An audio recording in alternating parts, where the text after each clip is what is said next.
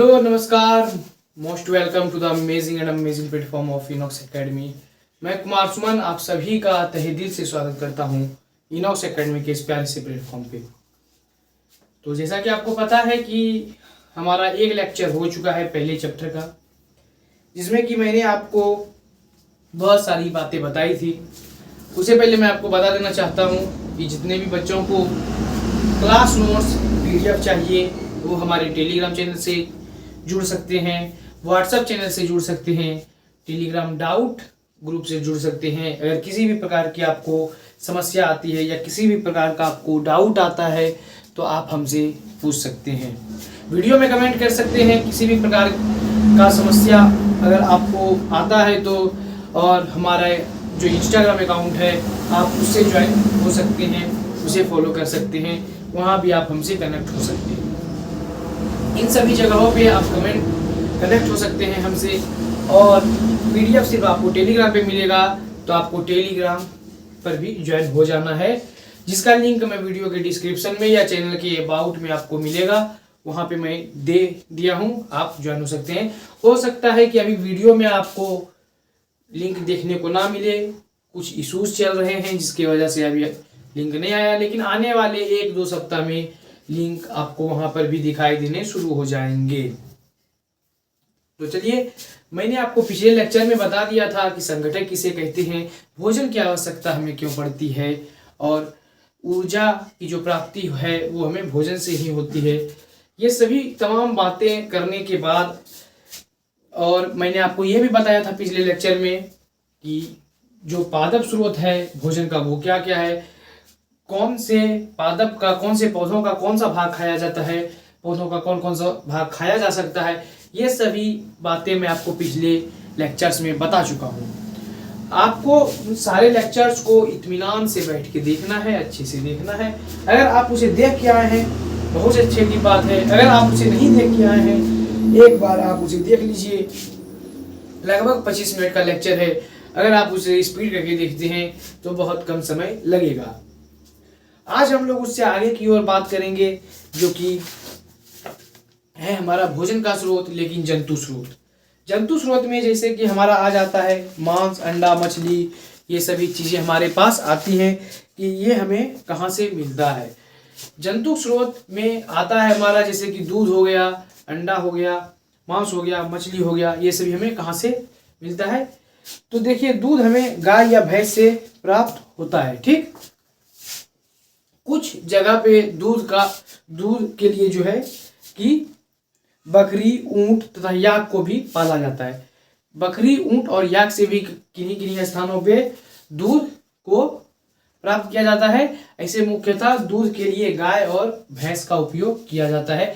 दूध से ही हम किसी भी प्रकार की वस्तु बना सकते हैं, जैसे कि हो गया आपका घी, पनीर, ये सभी, आइसक्रीम, ये सभी चीजें हम दूध का उपयोग करके ही बनाते हैं। अब जो भोज्य पदार्थ जो जंतुओं से प्राप्त होता है वो आएगा आपको लिखने के लिए कि ऐसा दो भोज्य पदार्थों का नाम लिखें जो कि जंतु से प्राप्त होता है। तो आप क्या लिख सकते हैं, दूध जंतु से प्राप्त होता है, गाय या भैंस से, किन्हीं स्थानों पे इससे बकरी से भी, ऊंट से भी और याक से भी प्राप्त किया जाता है, मांस से और अंडा से। अब आपको यह पता होना चाहिए कि अंडा कहाँ से आता है। तो अंडा, अगर आपके मन में आ रहा है कि अंडा मुर्गा से आता है, तो नहीं, मुर्गी से आता है। और अगर एक बात मैं और बताऊं आपको, तो अंडा के लिए बत्तख का भी कहीं कहीं पे पालन पोषण किया जाता है, यानी कि उसे बत्तख को भी पाला जाता है। बकरियों और भेड़ से, बकरी तथा भेड़ से भी हमें मांस की प्राप्ति होती है, इसलिए बकरी और भेड़ को भी पाला जाता है। मांस के लिए विभिन्न प्रजाति की मछलियों का उपयोग किया जाता है, और इसके अलावा कुछ समुद्री मछलियां, मतलब समुद्र में जो मछलियां पाई जाती हैं, और कुछ मृदु जल में भी मछलियां पाई जाती हैं, जैसे कि नदी हो गया, तालाब हो गया, इन सभी झील हो गया, इन सभी जगहों पर भी मछलियां पाई जाती हैं। अब मैं बात करूं कि भोजन के लिए मछलियों का पालन किया जाता है, जिसे मत्स्य पालन कहा जाता है। और मछलियों के अलावा कुछ और जीवों को भी खाया जाता है, समुद्री जीवों को, जैसे कि केकड़ा, महाचिंगट और झींगा, इन सभी का भी उपयोग भोजन के रूप में किया जाता है, यानी कि इनका भी मांस खाया जाता है। जंतु स्रोत से मिलने वाला जो एक स्वादिष्ट और महत्वपूर्ण भोज्य पदार्थ है जो जंतु स्रोत से हमें प्राप्त होता है, वह है शहद। शहद जिसे कि हम लोग मधु भी बोलते हैं अपनी भाषा में। तो मधु जो कि हमें कहाँ से प्राप्त होता है, वो प्राप्त होता है हमें मधुमक्खियों से। अब मधुमक्खियों से प्राप्त होता है तो उसके लिए हम लोग मधुमक्खियों का भी पालन करते हैं, जिसे मधुमक्खी पालन कहा जाता है। मधुमक्खियों का छत्ता आपने देखा होगा, जिसे कि मधुमक्खियों का छत्ता भी कहा जाता है। उसी में मधुमक्खियां जो है कि शहद को बनाती हैं, ठीक, और शहद को बनाती हैं। और वो क्या करती हैं शहद को बनाने के लिए कि फूलों पे बैठती है, वहां से अब उसके मकरंद को इकट्ठा करती है और फिर उसे अपने छत्ता में ले जाके स्टोर करती है, यानी कि जमा करती है। तो वो जब मकरंद पूरे वर्ष भर उपलब्ध नहीं रहता, इसलिए वो उसे बार बार ऐसा करके अपने छत्ता में लेके जाती हैं। लेकिन जब वो मकरंद को लेके अपने मुंह में रखती है तो उसी के दौरान वहां से फूल से उठा के मकरंद को अपने घर तक ले जाने का जो प्रोसेस है, उसी के बीच उसके पाचन तंत्र के भीतर कुछ जैव रासायनिक परिवर्तन होते हैं और यही परिवर्तित रूप जो होता है मकरंद का, शहद या मधु के रूप में बन जाता है, जिसे कि हम लोग खाते हैं। मधुमक्खी जो है वो एक कॉलोनियल जीव है, यानी कि संघकारी जीव है। जैसे कि आप लोग अपने झुंड में रहना पसंद करते हैं, अपने दोस्तों के साथ रहना पसंद करते हैं, वैसे मधुमक्खियां भी अपने ही झुंड में रहना पसंद करती है। और मधुमक्खियों का जो डंक होता है वो बहुत ही पीड़ादायक होता है। आप लोगों को पहले भी बताया गया होगा इस बात को कि मधुमक्खी, बिर्नी, इन सभी चीज़ों से बच के रहना है। जब वो काटती हैं तो वो बहुत पीड़ादायक होता है, इसलिए शहद निकालने का जो प्रोसेस होता है वो बहुत ही सावधानी पूर्वक करना चाहिए और हमें अच्छे से निकालना चाहिए शहद को। अब मैं आगे की बात करूं तो मधुमक्खी पालन जो है स्पेशली वो शहद प्राप्ति के लिए ही किया जाता है। मधुमक्खी पालन एक दक्षता का कार्य है और शहद जो है वो आपके शरीर के लिए भी बहुत ही फायदेमंद है। अब इतनी बातों को हम लोग लिखने के बाद फिर हम लोग ये समझेंगे कि भोजन हम तक कैसे पहुंचता है। हमारा हो जाएगा जंतु स्रोत जो है वो खत्म हो जाएगा, उसके बाद हम लोग आगे देखेंगे कि भोजन हम तक कैसे पहुंचता है। लेकिन उससे पहले इसे हम लोग लिखेंगे और उसके बाद पढ़ेंगे आगे। तो देखिए हमारे साथ लिखते जाइए आप कि अभी मैंने जैसे आपको बताया कि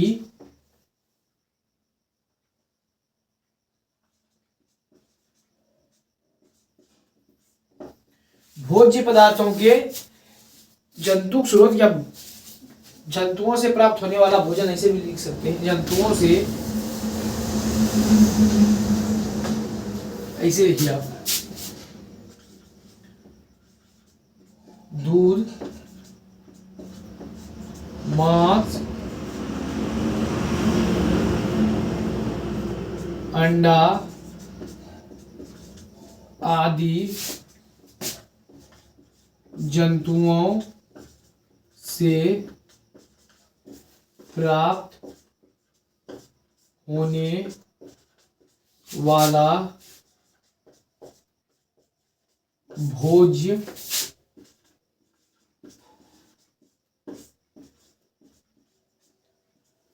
पदार्थ है। दूध, मांस और अंडा जो है ये सभी जंतुओं से प्राप्त होने वाला भोज्य पदार्थ या भोजन है। अब देखिए भोजन के लिए मछलियों का भी पालन किया जाता है, जिसे मत्स्य पालन कहा जाता है। तो ये भी चीज आप नोट कीजिए। भोजन के लिए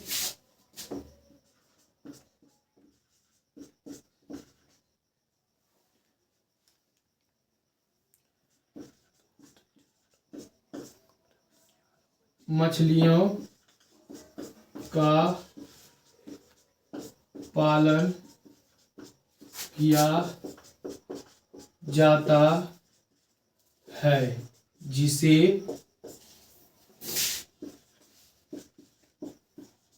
मत्स्य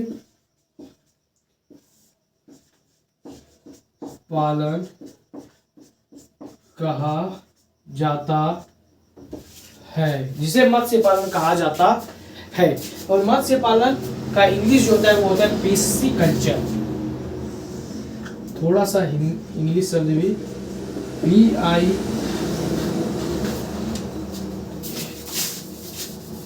नीचे नहीं लिखिए, यहाँ ही लिख देता हूँ।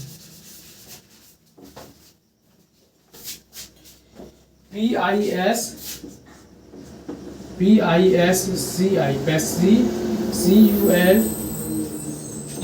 पैसिकल्चर कहा जाता है, जिसे पैसिकल्चर कहा जाता है। झींगा, केकड़ा, महाचिंगट, इन सभी का भी उपयोग भोजन के रूप में होता है। तो ये भी हम लोग लिखेंगे कि झींगा, केकड़ा व महाचिंगट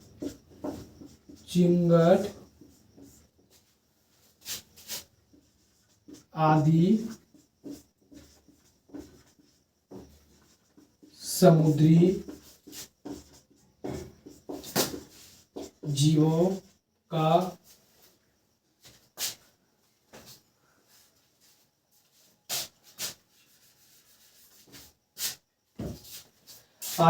जीवों का भी उपयोग भोजन के लिए किया जाता है।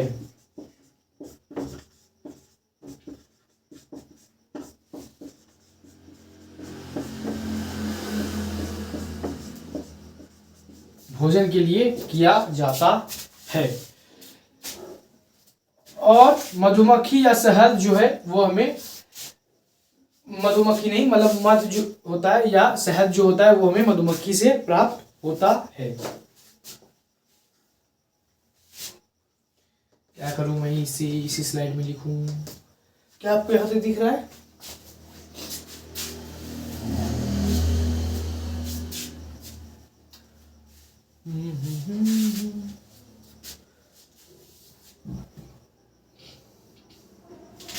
पहले लिखिए यहां तक।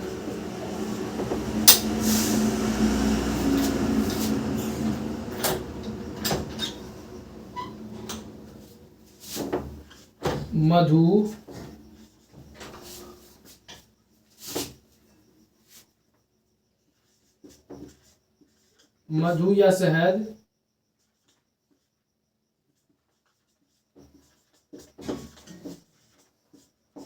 मधुमक्खियों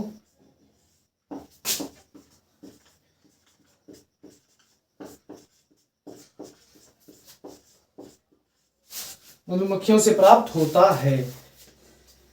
मधु या शहद मधुमक्खियों से प्राप्त होता है।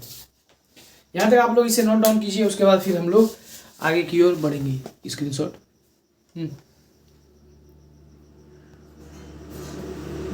कैमरा हिलाएगा, आप लोग फटाफट इसे नोट कीजिए। और जितने भी बच्चों को PDF चाहिए वो क्या करेंगे, हमारे टेलीग्राम चैनल से ज्वाइन हो जाएंगे, जिसका लिंक मैंने वीडियो की डिस्क्रिप्शन में, अभी नहीं है अगर तो चैनल के अबाउट में मिल जाएगा आपको, वहां से आप ज्वाइन हो सकते हैं। और आप वहां से अपने क्लास नोट्स PDF को देख सकते हैं। फटाफट नोट कीजिए आप लोग।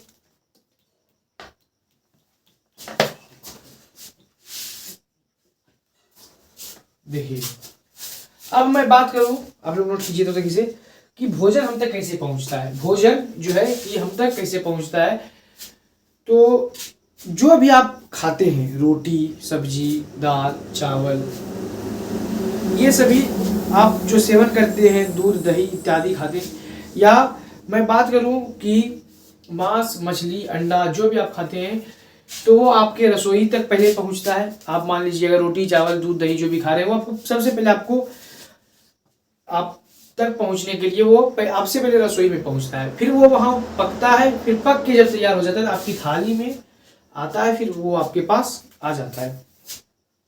लेकिन अगर मैं बात करूँ आपके सिलेबस में दिया हुआ है रोटी की बात, तो रोटी आप तक पहुंचने के लिए पहले क्या होता है, सबसे पहले रोटी हम आटा से बनता है, ठीक। आटा गेहूं से प्राप्त होता है, ये सभी आप लोग जानते होंगे। अब गेहूं जो है हमारे घर तक कैसे आता, तो गेहूं क्या करते हैं, किसान उसे अपने खेतों में लगाते हैं, ठीक। जब किसान अपने खेतों में लगाते हैं और जब लगाने के बाद जब गेहूं की बलियां पक कर तैयार हो जाती हैं, किसान उसे काटते हैं और जब उसे काट लिया जाता है तो गेहूं के दानों को उसके छिलके से अलग किया जाता है और इसी प्रोसेस को क्या कहा जाता है, दौनी कहा जाता है या फिर थ्रेसिंग कहा जाता है। यानी कि हम लोग बोलेंगे कटाई के बाद फसल के दानों को उसके छिलकों से अलग करने की जो प्रोसेस है उसे क्या कहा जाता है कि दौनी या थ्रेसिंग कहा जाता है। दौनी जो है कैसे किया जाता है, ये भी आप लोग देखे होंगे अपने गांव में कि या तो जो दाना है गेहूं का उसे रख के जमीन पे डंडा से रगड़ दिया जाता है या फिर उसे बिछा के बैल उस पे घुमाया जाता है, तो उसी को दौनी कहा जाता है। अब आधुनिक कृषि में दौनी के लिए मशीन का उपयोग होता है जिसे कि थ्रेसर कहा जाता है।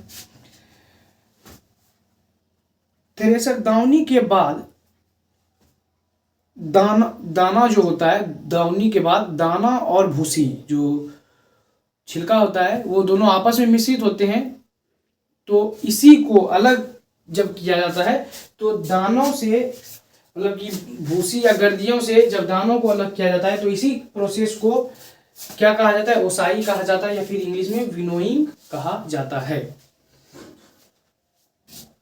ओसाई मतलब आप लोग देखे होंगे कि कभी कभी ऐसा होता है कि एक सूप में अनाज को भर के ऊपर से उड़ाया जाता है और उसमें जो भी होते हैं मतलब उसका छिलका उनका जो भी भूसा गर्दी होता है वो एक तरफ और अनाज आपका नीचे गिरते रहता है, उसी को हम लोग ओसाई कहते हैं। आप लोग अच्छे से देखे होंगे इन सभी चीज़ों को। और फिर वही जो आपका गेहूं तैयार होता है उसी को भेजा जाता है व्यापारियों के पास, फिर व्यापारी उसे खरीद के एक दूसरे दुकानदारों के पास देते हैं, फिर आटा चक्की में वो पहुंचता है, फिर वो गेहूं तैयार होके मतलब गेहूं से आटा बनता है, फिर वो रोटी बन के हमारे थालियों में आता है। इसी प्रकार कुछ और अनाजों के साथ किया जाता है। दाल के साथ हो गया आपका, सरसों के साथ हो गया, इन सभी को अपने संबंधित मिलों में भेजा जाता है। जैसे कि सरसों को कहाँ भेजा जाएगा, तो तेल वाली मिल में, जहाँ तेल निकाला जाता है उस मिल में सरसों को भेजा जाता है। अब इसे गेहूं की मिल में तो नहीं भेजा जा सकता क्योंकि हर दोनों का काम अलग अलग है, दोनों मिल का काम अलग अलग है और दोनों चीज भी अलग अलग दे रहे हैं, अलग अलग दोनों चीज दे रहा है, इसलिए दोनों को अलग अलग मिलों में भेजा जाता है। तो यही प्रोसेस था, भोजन आने से पहले उसे उपजाया जाता है काट के, फिर उसे दानों को उसके छिलकों से अलग किया जाता है और फिर उसमें जो भूसा और गर्दा वगैरह मिक्स होता है उसको अलग किया जाता है, फिर उसे व्यापारी खरीदते हैं, व्यापारी फिर अलग अलग दुकानदार को बेचते हैं, फिर दुकानदार से हम खरीदते हैं और फिर हम ला के उसे मील में पिसाने देते हैं, फिर पिसा उसके जो भी रसोई में आता है, फिर जो भी आता है हमारी रसोई में वो बन के हमारे पास पहुँच जाता है। और अधिकांश जो फसल होते हैं वो वर्ष में एक बार या फिर 2 बार उपजाए जाते हैं, लेकिन 1 या 2 बार उपजाया जाने वाला जो भी होता है 1 या 2 बार ही उपजाया जाता है किसी भी फसल को, लेकिन उसे पूरे साल तक उपयोग में लाया जाना होता है, पूरे साल भर उसका उपयोग होता है। इसलिए हमें इस स्थिति में इस चीज़ की जरूरत पड़ती है कि उस भोजन का हम संरक्षण करें, यानी कि भंडारण भी करें, उसका स्टोरेज करें, उसे खराब ना होने दें जल्दी से। तो इसीलिए हम भोजन को स्टोर भी करते हैं, यानी कि अनाजों को क्या करते हैं, भंडारण के लिए उसका भी उपयोग करते हैं।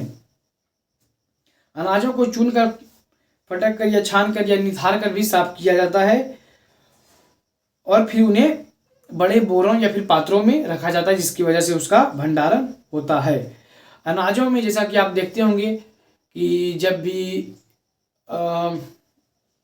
बड़े बड़े पात्रों में रखा जाता है तो उसमें कुछ केमिकल्स, कुछ गोलियां बांध के दी जाती हैं ताकि हमारा फसल जो है वो मतलब अनाज जो है वो खराब ना हो। ऐसा इसीलिए अगर क्योंकि ख़राब हो गया तो फिर हमारा अनाज पूरा बर्बाद हो जाएगा और वो किसी काम का नहीं रहेगा हमारे, फिर हमें दूसरा खरीदना पड़ेगा।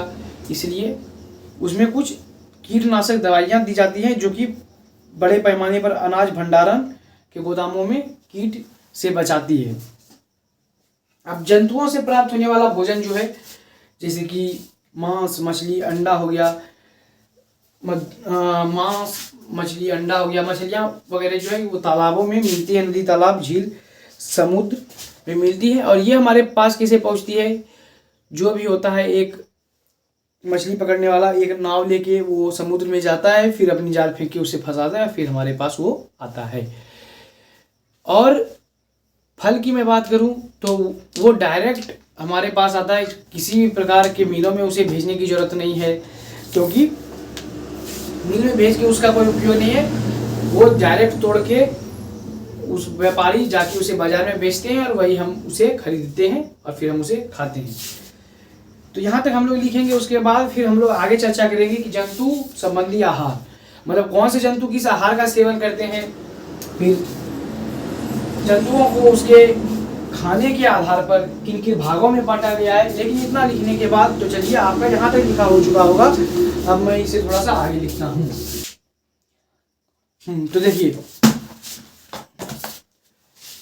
तो देखिए हम लोग आगे की बात करते हैं।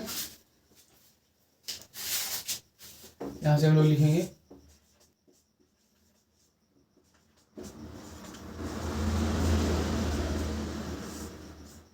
मधुमक्खियां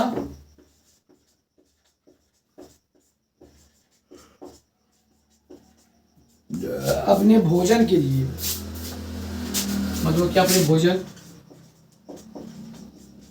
के लिए फूलों से मकरंद यहाँ क्या आपको दिख रहा है, भोजन के लिए फूलों से मकरंद इकट्ठा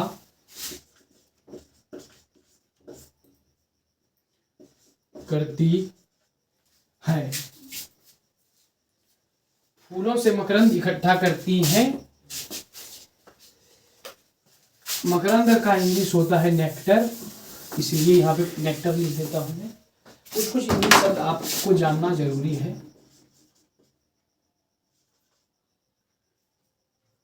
नेक्टर NECTAR, नेक्टर, नेक्टर मकरंद इकट्ठा करती है, मकरंद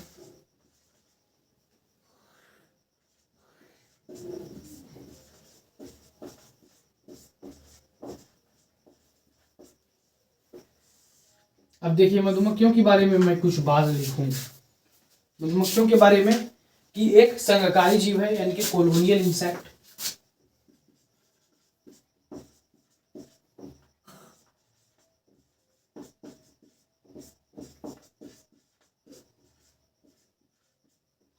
एक संघकारी जीव है, यानी कि संघकारी का इंग्लिश होता है colonial, COLONIAL, colonial insect. Colonial insect एक संघकारी जीव है। अपना आवास स्वयं बनाती है मधुमक्खियां जो है वो अपना आवास क्या करती है, सही बनाती है, COLONIAL, कॉलोनियल इंसेक्ट। हाँ, अपना आवास स्वयं बनाती है, अपना आवास स्वयं बनाती है, अपना आवास स्वयं बनाती है। इनका आवास मधुमक्खी का छत्ता कहलाता है। आवास जो होता है इसका क्या कहलाता है,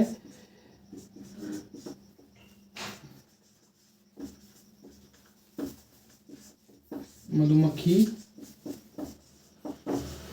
का छत्ता कहलाता है। इसका आवास मधुमक्खी का छत्ता कहलाता है। जैसे कि हम लोग हिंदी में क्या कहते हैं, हिंदी में कहते हैं, मतलब इंग्लिश में कहते हैं bee hive, BEEHIVE, bee hive कहा जाता है। मधुमक्खियों के छत्ते को क्या कहा जाता है, बीहाइव कहा जाता है, यानी कि मधुमक्खी का छत्ता कहा जाता है। अब मधुमक्खियों के पाचन तंत्र के अंदर मकरंद में कुछ जैव रासायनिक परिवर्तन होते हैं और यही मकरंद का यही परिवर्तित रूप क्या है, शहद है।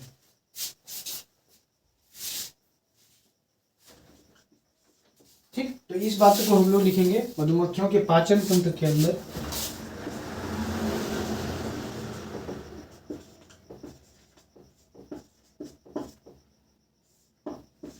मधुमक्खियों के पाचन तंत्र के अंदर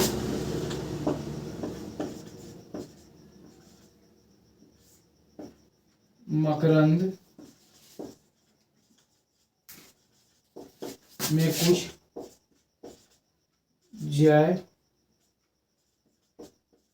जैव रासायनिक, आपको दिख रहा है जैव रासायनिक, जैव रासायनिक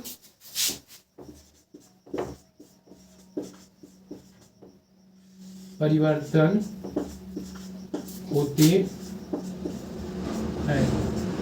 अब मकरंद का यही परिवर्तित रूप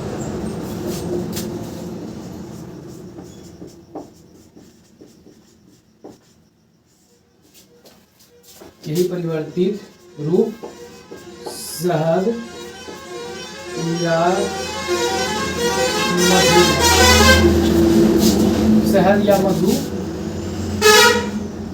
है। मधुमक्खियों के पाचन तंत्र के अंदर कुछ जैव रासायनिक परिवर्तन होते हैं और मकरंद का यही जो है परिवर्तित रूप क्या है, मधु या शहद कहलाता है। अब शहद की प्राप्ति के लिए मधुमक्खियों का भी पालन किया जाता है।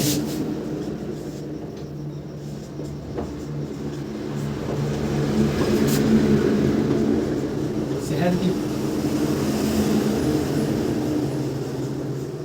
प्राप्ति के लिए मधुमक्खियों का पालन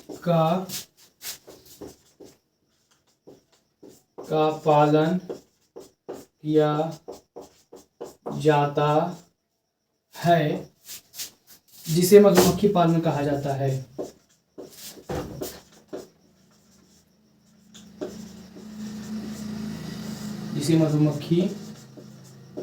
जिसे मधुमक्खी पालन यानी कि बी कीपिंग या एपीकल्चर कहा जाता है।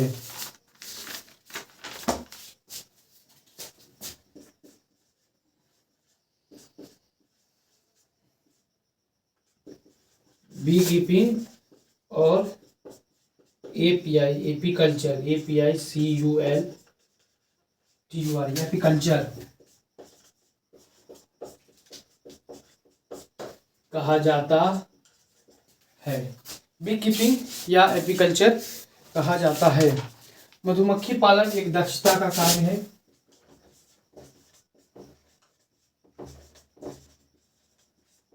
मधुमक्खी पालन, क्या आपको लास्ट का लाइन दिख रहा है मेरे भाई? मधुमक्खी पालन एक दक्षता का कार्य है। मधुमक्खी पालन एक दक्षता का कार्य है।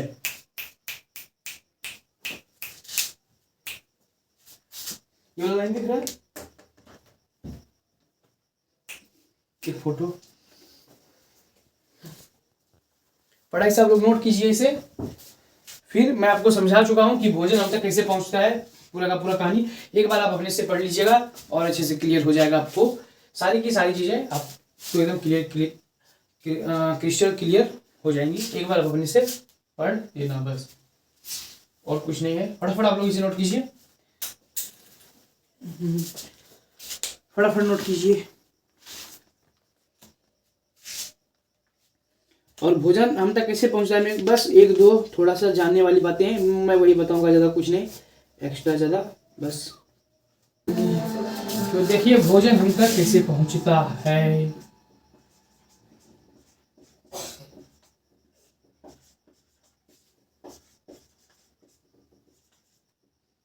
हेडिंग लिखने का कोई फायदा है नहीं, ज़्यादा कुछ बताना है नहीं, सीधी सी दो बातें लिखनी है। पहली ये है कि फसल से दानों को अलग करने की विधि को क्या कहा जाता है, दावनी कहा जाता है या थ्रेसिंग कहा जाता है या फसल कढ़ाई कहा जाता है। दानों से फसल को अलग कर, यानी कि फसल से अनाज के दानों को अलग करने की विधि को दावनी।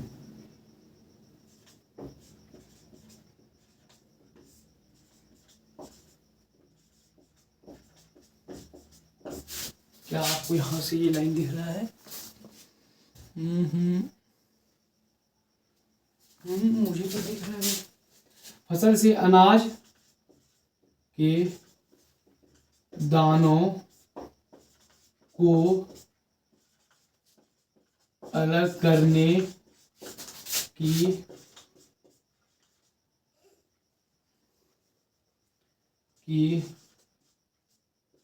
विधि को फसल गहाई या दावनी या, ये सब बेसिक चीज है यार, सबको पता रहता है कि फिर भी मैं पढ़ा रहा हूँ। या थ्रेसिंग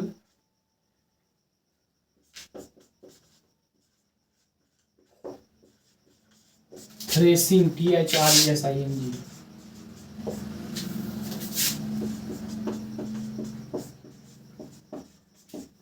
थ्रेसिंग कहा जाता है। ठीक, अब देखिए थ्रेसिंग में जिस मशीन का उपयोग होता है, उपयोग होने वाली मशीन, उपयोग होने वाली मशीन जो है वो, उपयोग होने वाली मशीन थ्रेसर है। जिस मशीन का उपयोग होता है उसे थ्रेसर कहा जाता है।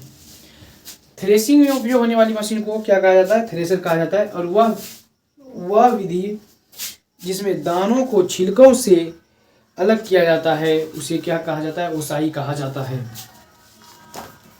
तो ओसाई किसे कहते हैं कि वह विधि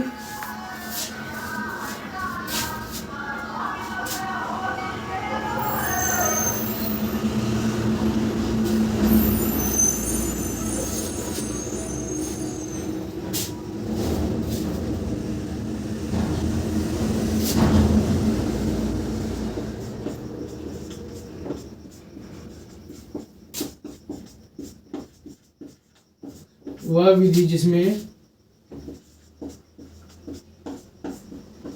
दानों को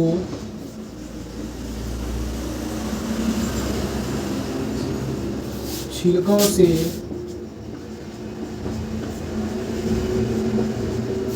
से अलग किया जाता है वह ओसाई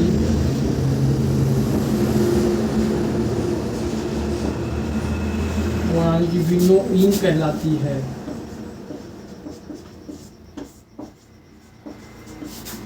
यानी कि विनोइंग कहलाती है। यहाँ पे आप लोग नोट कीजिए।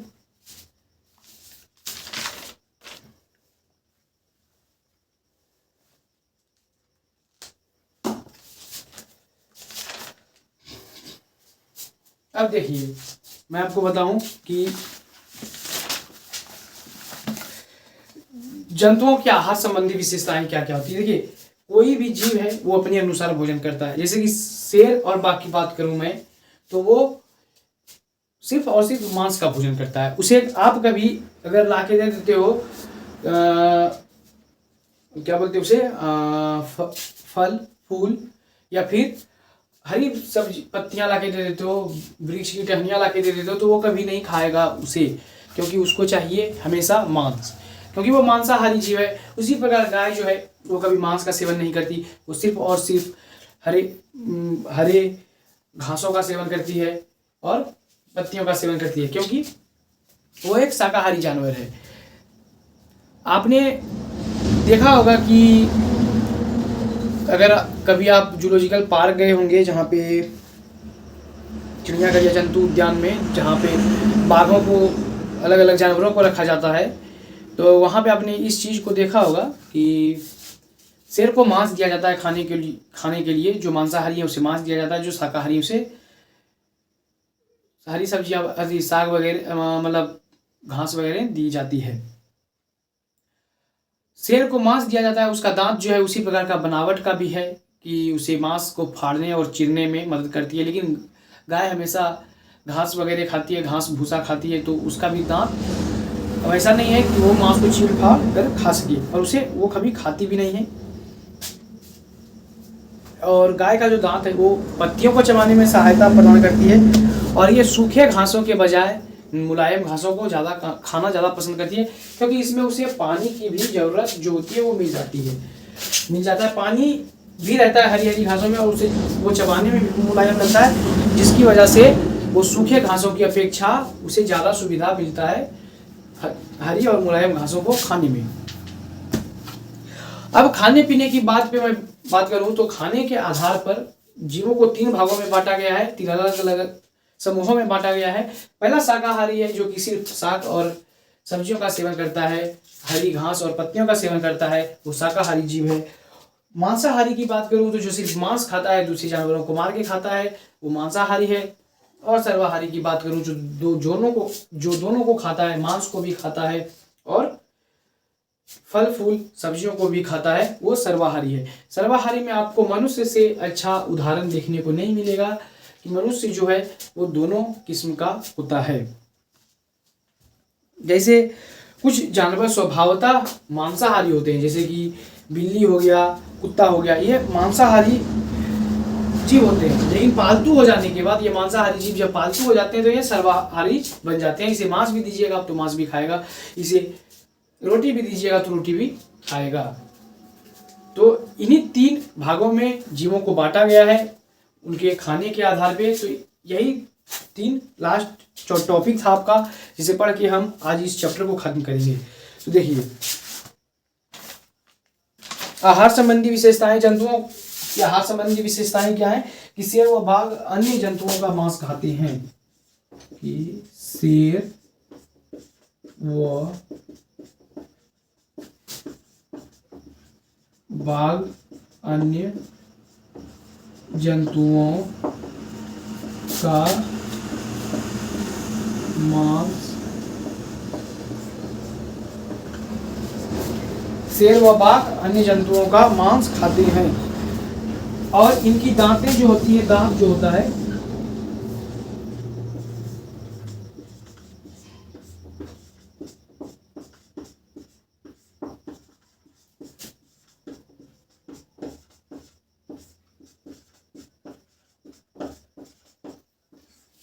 इनकी दांतों की बनावट विशेष प्रकार की होती है, जो मांस को चीरने फाड़ने में मदद करती है। इनकी दांतों की बनावट विशेष प्रकार की होती है, जो कि मांस को चीरने और फाड़ने में मदद करती है। भोजन के आधार पर नीचे आपको दिख जाएगा।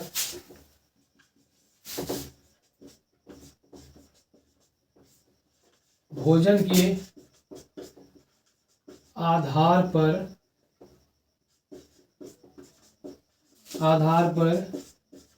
जीवों को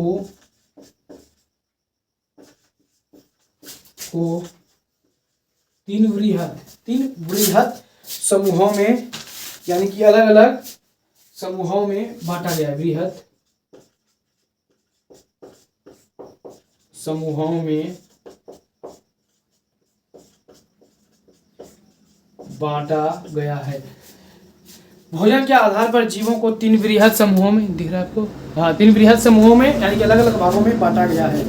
तो वो भाग आपको मैंने पहले ही बता दिया है, शाकाहारी, मांसाहारी और सर्वाहारी। तो फटाफट आप लोग इसे नोट कीजिए। ऊपर वाला है, ऊपर वाला है। ठीक,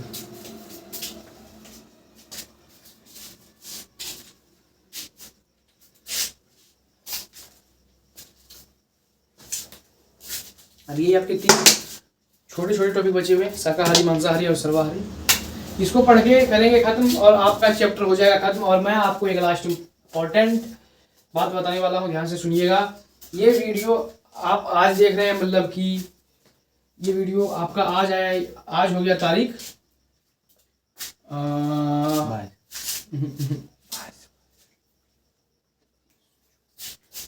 शायद 25, शेड्यूल्ड 25 को।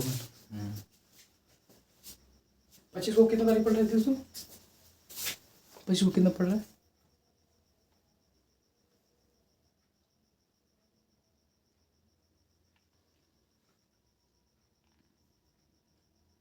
वेडनेसडे, वेडनेसडे, ऊपर ऊपर ऊपर, हाँ ट्यूसडे, ट्यूसडे नहीं, एक शेड्यूल देखते पहले। फर्स्ट पार्ट किस दिन शेड्यूल किया?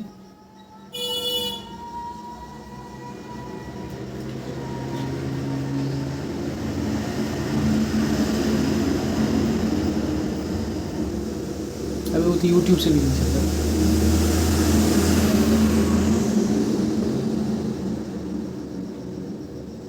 किन तारीख को?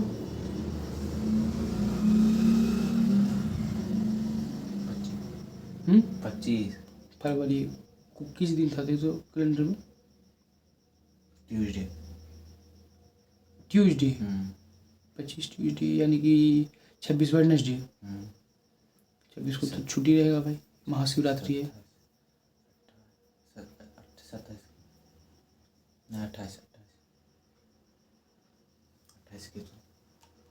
27 को दे देते हैं इसको। तो एक आपका 24 का वीडियो शेड्यूल किया हुआ है, और यानी कि 24 को पहला पार्ट आया आपका, और 25 वो 24 को शेड्यूल किया हुआ है। 25 को एक आपका वीडियो शेड्यूल है, यानी कि 25 को आया है एक वीडियो। देखिए एक वीडियो आपका 25 को आ गया है, ठीक। अब 26 को महाशिवरात्रि है, उस वजह से आपकी कोई क्लास नहीं रहेगी। लेकिन 27 को आपकी ये क्लास आज हो रही है, मतलब 27 तारीख को आई है। अब देखिए 28 को आपको किसी भी प्रकार का प्रैक्टिस शीट नहीं मिलेगा, लेकिन 1 मार्च को आपको एक प्रैक्टिस शीट मिलेगा, जिसमें कि आपको जो पढ़ाया गया उसी में से क्वेश्चंस होंगे। 2 प्रैक्टिस शीट मिलेंगे आपको हर चैप्टर के, लेकिन अभी एक मैं दे रहा हूँ।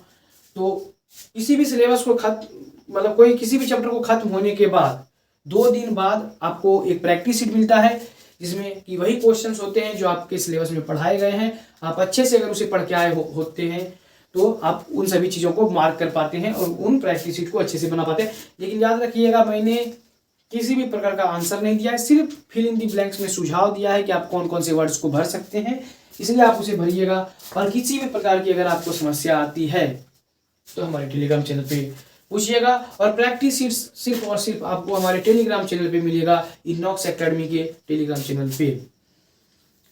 व्हाट्सएप चैनल पे आपको किसी भी प्रकार के PDF नहीं मिलते, सिर्फ इमेज वहाँ पे मिलते हैं, और क्लास के रिगार्डिंग कोई भी अनाउंसमेंट होती है वहाँ पे मिलता है। आपको कनेक्ट करने का, हमसे मतलब कनेक्ट होने का, आप अगर कुछ पूछ सकते हैं तो वो आपके पास 3 ही ऑप्शन है। एक डाउट ग्रुप टेलीग्राम का, दूसरा इनॉक्स एकेडमी का इंस्टाग्राम चैनल, और एक कमेंट वीडियो का जो है उसमें कर सकते हैं आप। तो इन्हीं 3 चीज़ों से आप हमसे कनेक्ट हो सकते हैं। तो प्रैक्टिस सिर्फ 2 दिन के बाद आएगा, यानी कि 27 को आपका लेक्चर खत्म होगा, ये चैप्टर खत्म होगा।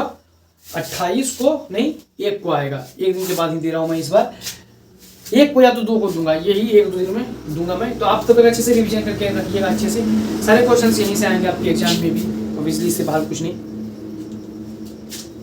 तो चलिए, अगर आप इसे लिख लिए हैं तो कोई बात नहीं। PDF सारे अपलोड हो जाते हैं टाइम पे, जिस टाइम पे आपका लेक्चर आता है उसी टाइम पे PDF अपलोड हो जाता है।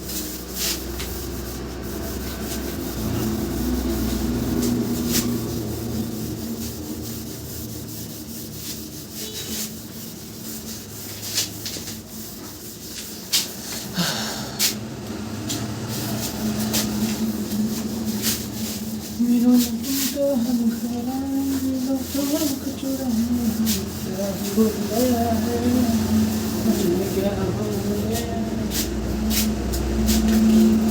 तीन अलग अलग समूहों में पहला का बात करें तो भाई शाकाहारी, ऊपर का लाइन आ रहा है।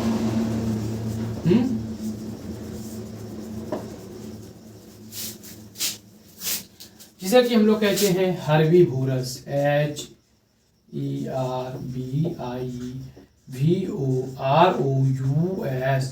हर्बीवोरस। हर्बीवोरस हर्बीवोरस वैसे जंतु, शाकाहारी मीन्स जो शाक को खाता है, नाम से वैसे जंतु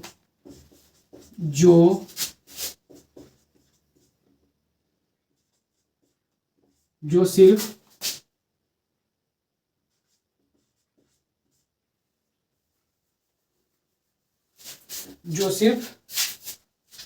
पौधों के विभिन्न भाग तथा पादप उत्पादों को खाते हैं।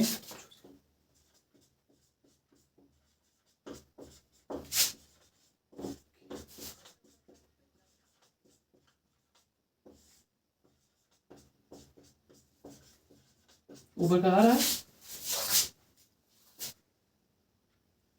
विभिन्न भाग तथा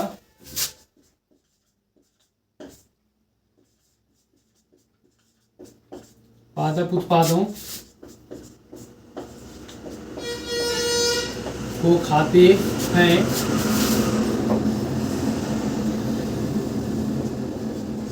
शाकाहारी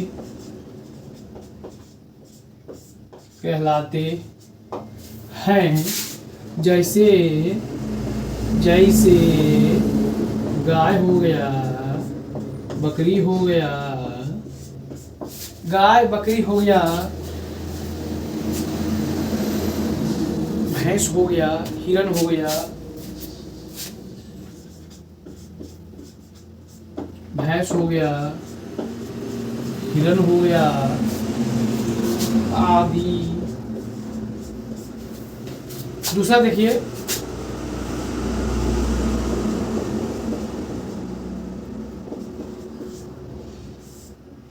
मांसाहारी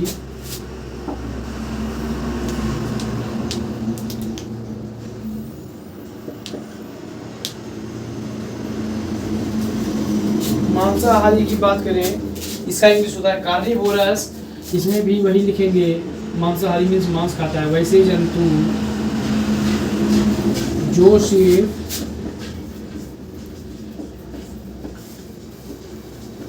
दूसरे जंतुओं का मांस खाते हैं, दूसरे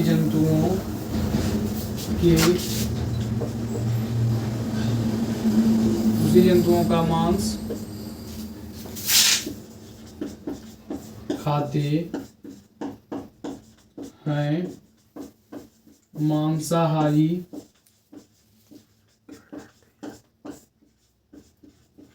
कहलाते हैं। जैसे कि मैं बात करूं, जैसे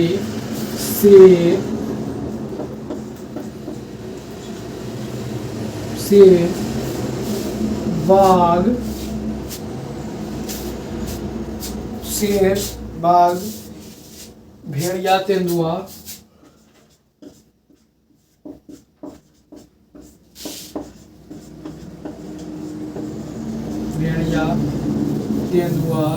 आदि, ये सभी क्या है, मांसाहारी हैं।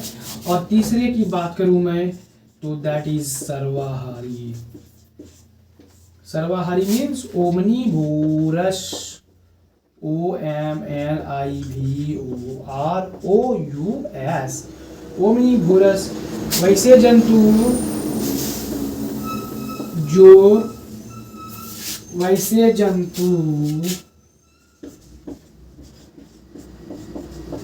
जो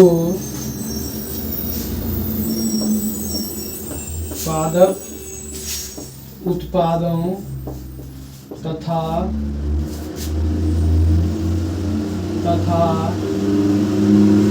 मांस दोनों को खाते हैं। स्वाहा सर्वाहारी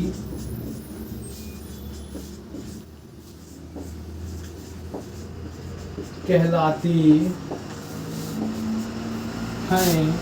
जैसे जैसे जैसे मैं बात करूं मनुष्य अभी मैंने बताया आपको कि मनुष्य से अच्छा यहाँ पर कुछ नहीं है। मनुष्य, कौवा, तिलचट्टा आदि आदि मतलब इत्यादि और एक्स्ट्रा।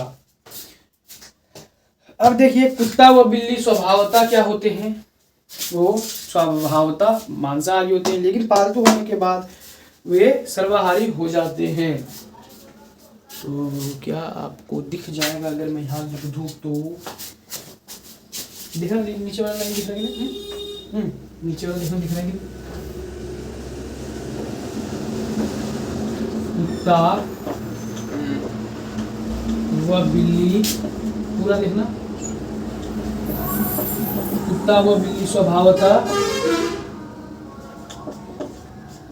मांसाहारी होते हैं,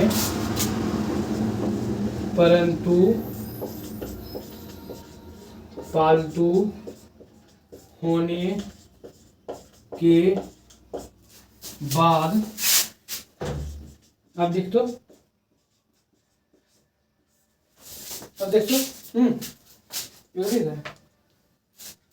परंतु पालतू होने के बाद सर्वाहारी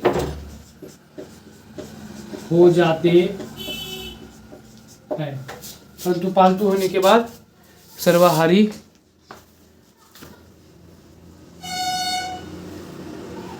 हो जाते हैं। ले लो तो।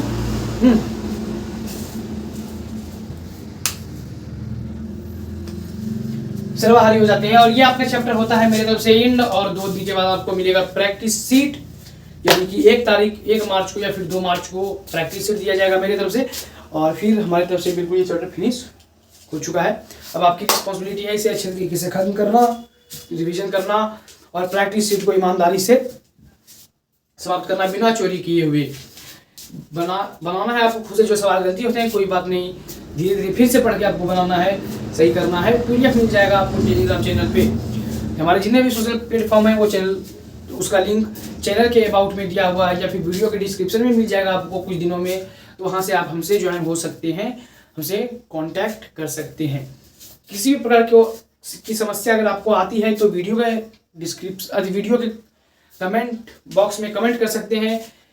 डाउट ग्रुप में डाउट पूछ सकते हैं, आपको आपका सवाल का जवाब वहीं पे मिलेगा या फिर अगली आने वाली वीडियो में मिलेगा। जैसा भी होगा आपको नोटिफाई कर दिया जाएगा कि वीडियो में आपका सवाल का जवाब मिलेगा या फिर अगर तुरंत मिल जाता है तो फिर तुरंत। वो सवाल पे डिपेंड है कि आप किस तरह के सवाल करते हैं। याद रखिएगा सिलेबस से बाहर आपको कुछ नहीं पूछना है, जो भी आपके सिलेबस में पढ़ाया गया है उसी के अंदर से पूछना है, ठीक। दूसरी बात कि आराम से पढ़ते रहिए, मस्त से रिविजन करते रहिए, क्योंकि एट द एंड में एग्जाम में जाएगा आपका दिमाग, आपका किताब नहीं। तो रिवीजन का पूरा मौका दिया जाएगा मेरी तरफ से। संडे और सैटरडे को आपकी क्लासेस ऑफ रहेंगी और मंडे टू फ्राइडे आपकी क्लासेस रन करेंगी।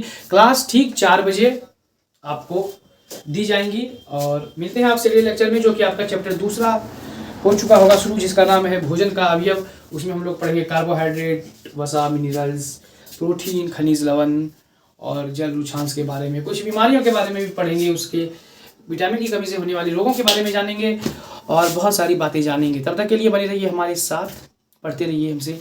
और आपका सिलेबस में कोशिश करूंगा बहुत ही जल्द खत्म कर दूं और अच्छे से खत्म करूं। ये नहीं कि मैं फ्री बोल के आया हूं, मतलब खींच दूं, ऐसा नहीं। आराम से पढ़ाएंगे, आपसे मिलेंगे लेक्चर में। तब तक के लिए चलिए मिलते हैं, पढ़ते रहिए, मस्त रहिए। ओके बाय बच्चों, थैंक यू। मिलते हैं अगले लेक्चर में। ओके बच्चों, थैंक यू, बाय बाय।